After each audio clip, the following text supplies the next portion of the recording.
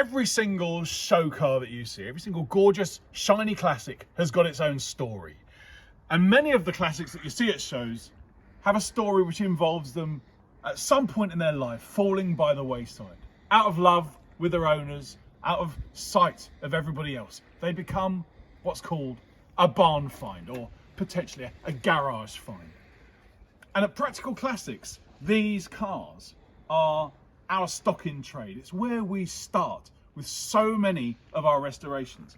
This is Matt's Morris Minor. Beautiful, beautiful smoke grey gorgeousness. Started life as a car which really most people would have walked away from. And look at it, they say, you've got to be mad, you don't want to do that, are you? But yes, we do. And the Practical Classics Classic Car and Restoration Show with Discovery is famous for having the largest collection of barn finds under a roof of any classic car show in the world. That barn find display is sponsored by Carol Nash, and unfortunately we can't be there this year. But we do have our own little barn find section, and it starts just over here. It's a 1982 Austin Allegro 3 HL. And I found it in a garage in Peterborough. It was owned by somebody I knew from many years ago, and it had lived in this garage for more years than he would like to remember. And of course, he contacted me initially. I said, I don't think I could. Then he sent me the photographs. And of course, when the photographs arrive, the heart rules the head. And immediately I said I'd have it. So we dragged it out of the garage. All the brakes were seized. We dragged it onto a trailer and we dragged it up here to the Practical Classics workshop. And now I'm going to take you through a few step-by-steps that you could do at home if you've got your own barn find, to see if we can get this gorgeous 1982 Allegro started for the first time in over a decade. Now, when I first laid eyes on the car, I went over it. My mate Mel owned it before I did. Went over there, had a look around it, and first thing I noticed was there was no corrosion actually that I could see. Underneath, it's just beginning to go. I'm probably going to take the under seal off, but I wanted to have a good look around it to see what sort of car it was in the first place. It's a really late Austin Allegro. They built the Allegros until 1982. This is a 1982 car built in Belgium after they'd stopped building it in Britain because they'd started building the Maestro. So it's a super late car, which I quite liked. I've had a couple of Allegros in my life. Be the latest one I've ever had. I've never had an Allegro 3. I've never had a 1300 as well. This is the A+ engine version. So I was really interested in it. It's a car I've never owned, never driven, never used. And then I got stuck into having a bit of a closer look around when I'd established that the shell was sound. It's got an aftermarket electric window called a Servo Glide. It doesn't work, but it's really cool.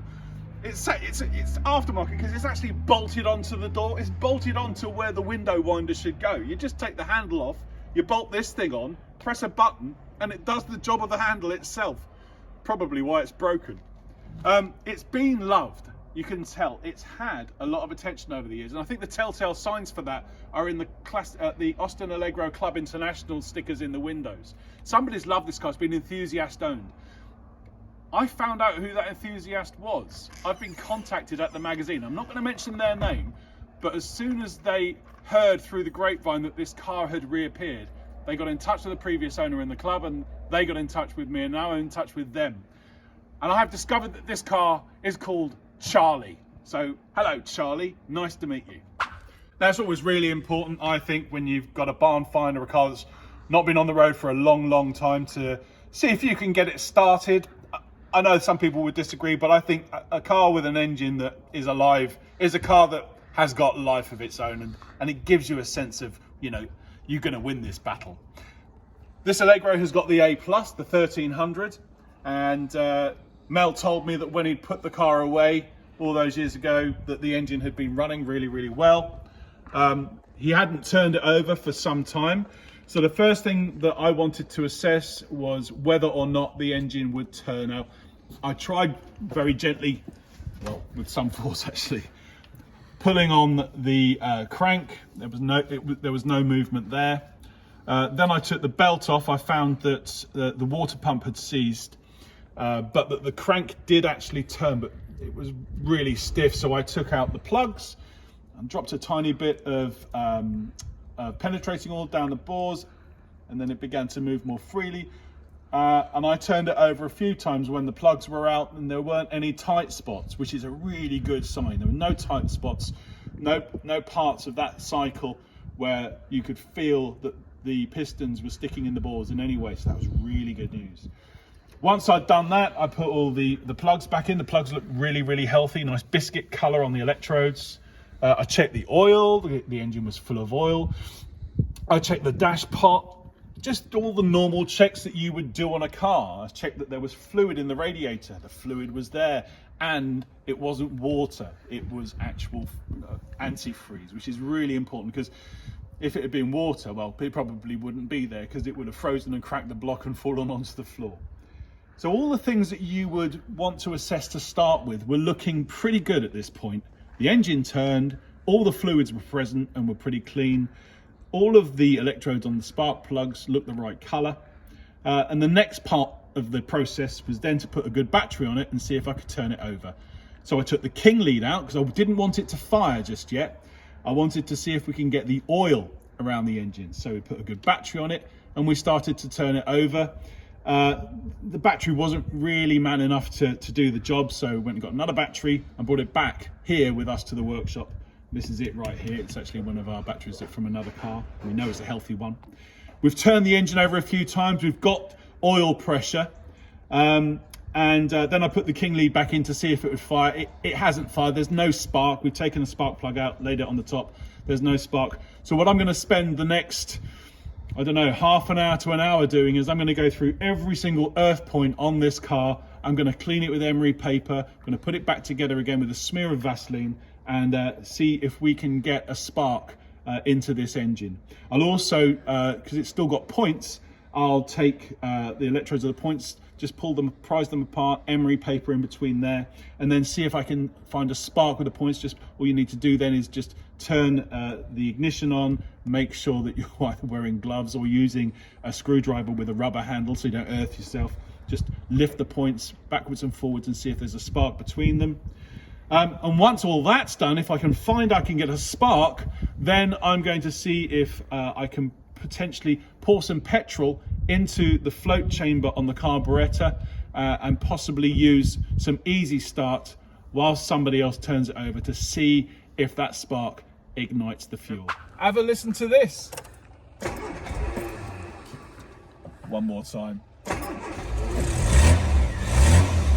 Not bad. A little blow on the exhaust, but it's pretty good.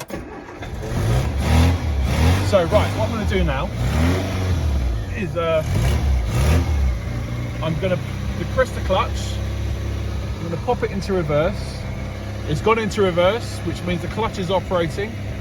Bringing it up, it's moving under its own power. The first time it's done that in over a decade.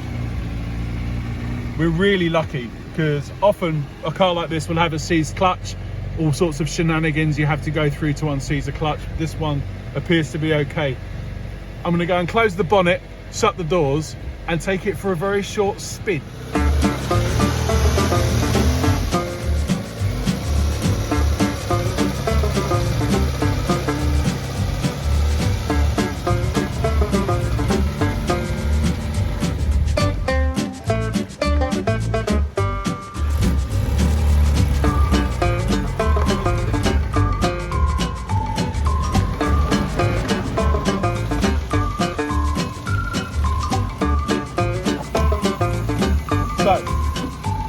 Got lucky. The engine works, the clutch works, all four forward gears work, reverse works, the brakes work after a fashion, but they're going to get rebuilt anyway. I think we've got really lucky with this car. Once Ian and Dawn have had a go at the suspension, maybe even have a go at an MOT. But before that, I think it's time to give it a clean.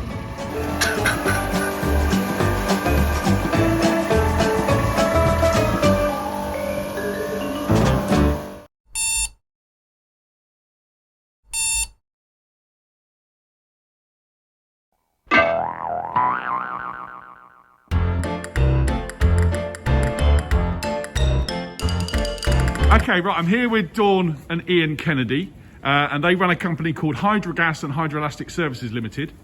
And Ian, you actually remanufacture, recondition displacer units for cars like my lovely little Allegro, Charlie the Allegro. And tell me, what have you got here? What are we looking at? Well, we've got a recharged and tested unit here, and the original unit what came off the car here. The problem with hydrogas units is that they had a charge of nitrogen when they were manufactured, and that was only designed to last the life of the car, which is estimated at 15 years. As you can see here, the unit was recharged and it was sealed with a welded stud with no provision to replace it.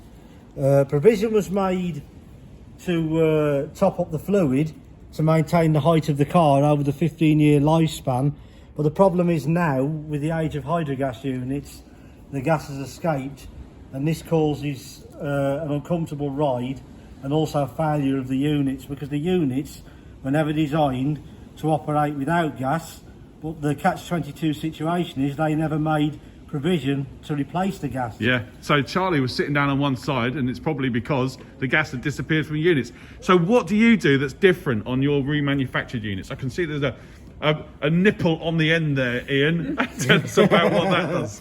Now that should have been there all the time really, but it was never provided, and we fit that, and we recharge the units with gas, and then usually that's all that's required, apart from putting the unit in a special test rig we have to make sure there's no leaks.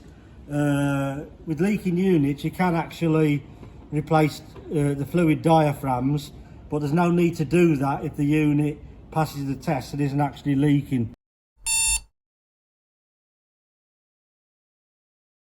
How does it all work then, Ian? Right, in the top of the unit, you've got a diaphragm in the outer shell of the unit, and in the Dunlop factory where they were made, this was charged with high pressure nitrogen and sealed with a welded stud, similar to a spot weld, and that's your gas cushion.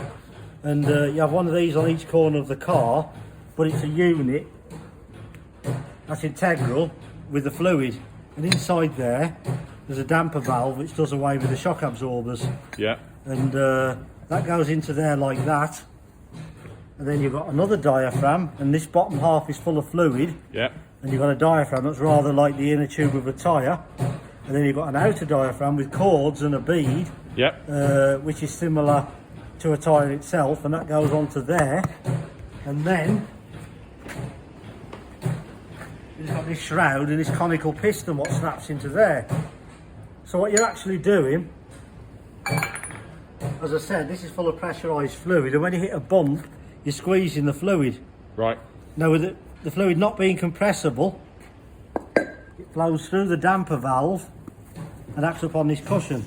So that's your springing medium. And so the gas is compressible. But the fluid isn't. So you're forcing your fluid out of the unit when you hit a bump against that.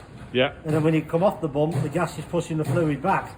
Now what goes wrong, if you just class this as like air in a tyre, yeah, it finds its way out, the gas does. Yes, right. See. Now when they made the units, they were expecting them to last the life of the car, which was a maximum of 15 years. What happens, this gas gradually escapes, yeah, and they made no provision to replace it, but they did make provision to top the fluid up. So when you're topping the fluid up, you're squeezing that diaphragm, yes, higher and higher, yeah, and you're still raising the height of the car, but you're losing your springing medium. And when they become as old as this Allegro, there's nothing left. You've just got no gas in here, and the diaphragm's just like that. So it's a firm ride? A firm ride. You've got a hydraulic lock of fluid. Yeah. But what actually happens is, when you hit like severe bumps, there's nowhere for that fluid to go. No. It's not compressible, and you end up rupturing this diaphragm, and that's what causes them to leak. And that's what's happened on my front one. That's why I was sitting down on one side. Yes. What are we doing here? We're evacuating the system. We're sucking the air out with the pump. When that's completed, we'll let the fluid enter the system under the vacuum, and then when it stops flowing, we'll actually put the positive pressure on it to force the fluid in then and pressurise the system.